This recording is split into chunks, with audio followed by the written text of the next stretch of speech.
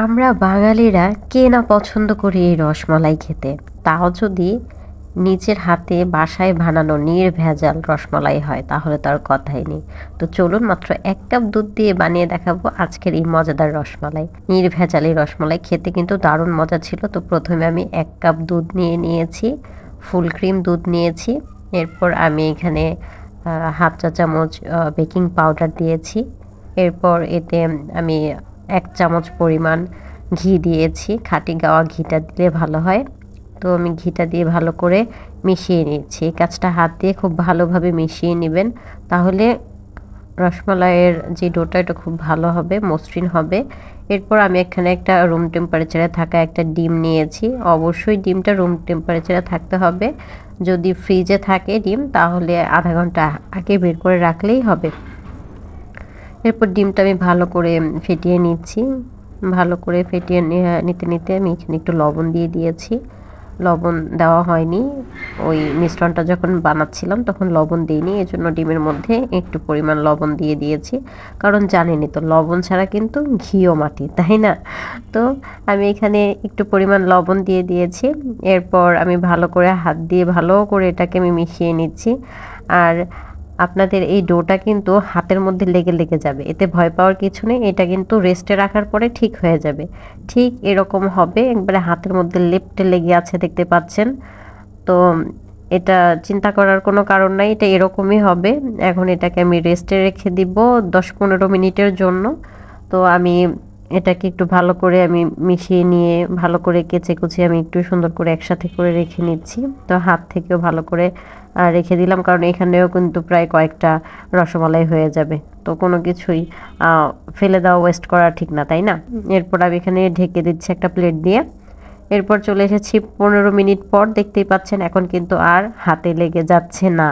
তো হাতের মধ্যে একটু ঘি মেখে নিয়ে এরপর আমি ডোটাকে একটু মথে নিয়ে আমি এখন ছোট ছোট করে, যত ছোট করা যায় আর কি, কারণ এগুলো কিন্তু ফুলে ডাবল 3 ডাবল হয়ে যাবে, এরকম সাইজ হয়ে যাবে, কারণ এখানে বেকিং পাউডার দেওয়া হয়েছে।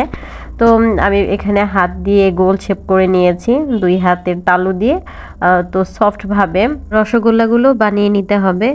তো আপনারা এক সাইজের করে বানানোর চেষ্টা করবেন। তো আমারগুলো কিন্তু কয়েকটা বিভিন্ন সাইজের হয়ে গিয়েছে, ছোট বড় মাঝারি এরকম আর কি। তো এরপর আমি দুধটা চুলায় দিয়ে দিয়েছি। কথা বলতে বলতে কিন্তু আমার সবগুলো রসগোল্লা বানানো হয়ে গিয়েছে। আর আমি এখানে দুধটার মধ্যে 2টা এলাচ মাথাটা একটু ফাটিয়ে আমি দিয়ে দিয়েছি ভালো একটা স্মেলের জন্য। তো দুধটাকে আমি একবার বলক উঠাবো। ভালো করে শুনুন, মাত্র একবার। যখন প্রথম বলকটা উঠে যাবে, এই যে এখন যে প্রথম বলকটা উঠলো, এখনই কিন্তু আমি এই রসগোল্লাগুলো দিয়ে দিব। কয়েকটা বলক ওঠানোর কোনো দরকার নাই, ঠিক আছে? তো প্রথম বলক আসার পরেই আমি রসগোল্লাগুলো দিয়ে দিয়েছি। এবার এই বারবার যখন এই উতলে উঠবে তখন ঢাকনাটা এভাবে সরিয়ে দিতে হবে, একদম পুরোটা না, অল্প অল্প ঢাকনা সরিয়ে এভাবে করে ভিতরের হাওয়াটা বের করে দিতে হবে। আর দেখতেই পাচ্ছেন রসগোল্লাগুলো কত বড় বড় হয়ে গিয়েছে, একটা কিন্তু 3 ডাবল হয়ে গিয়েছে। দেখতেই পেয়েছিলেন আমি কত ছোট ছোট করেছিলাম। তো আপনারা আপনাদের আন্দাজ মতো, প্রয়োজন মতো ছোট বড় করে নেবেন। এরপর আমার রসগোল্লা কিন্তু হয়ে গিয়েছে। আমি প্রায় 10-15 মিনিটের মতো জাল করে নিয়েছিলাম, মানে সিদ্ধ হওয়া পর্যন্ত আর কি। আপনারা চাইলে কিন্তু দুধের পরিমাণটা আরও বাড়িয়ে দিতে পারেন। তো আমি এখানে প্রায় 1 লিটারের মতো দুধ দিয়ে আমি রসগোল্লাটা করেছি। আর এখানে গুঁড়ো দুধ দিয়েছিলাম হাফ কাপ, মানে 250 গ্রাম। এরপরে আমি আরও যেই দুধ আমি এক্সট্রা নিয়েছিলাম মালাই বানানোর জন্য, এখানে আমি প্রায় হাফ লিটারের মতো দুধ নিয়েছি, মানে টোটাল আমার 1.5 লিটারের মতো দুধ লেগেছে। আমি দুধটা কিন্তু আমি সর উঠে গেছে। এরপর আমি ভালো করে নেড়ে এটাকে মালাই করে নিয়েছি। তো মালাই হয়ে যাওয়ার পর আমি কিন্তু যে রসগোল্লাগুলো আমি উঠিয়ে রেখেছিলাম ওইটার মধ্যে যেই এক্সট্রা যেই দুধটুকু ছিল ওইটার মধ্যে আমি মালাইটা মিশিয়ে নিয়ে আমি রসগোল্লাগুলোর মধ্যে আমি মালাইটা দিয়ে দিয়েছি। পরে দেখতেই পাচ্ছেন কত সুন্দর রসমালাই আমার রেডি হয়ে গিয়েছে।